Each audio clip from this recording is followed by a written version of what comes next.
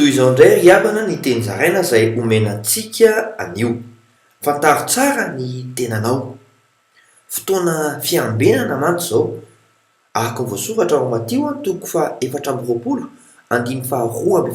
amin'ny anaran'i Jesosy hoe koa amin'izany miambena ianareo fa tsy fantatrareo izay andro hiavian'ny tomponareo. Olom-boaositra mantsy ianao, olon'i Kristy. Araka ny voasoratra ao amin'ny Samuela 2:1 amin'ny anaran'i Jesosy hoe ary Samuela nitondra tavoara feno diloilo ka namidina ny diloilo teo andohan'i Saoly. Dia nanoroka azy ka nanao hoe tsy nanositra anao fa Jehovah mba ho mpanapaka ny lovany.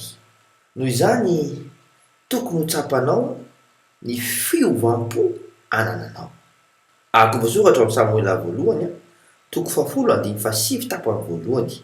amin'ny anaran'i Jesosy hoe ary raha vao niodina niala tamin'i Samuely izy dia nomen'Andriamanitra fo vaovao.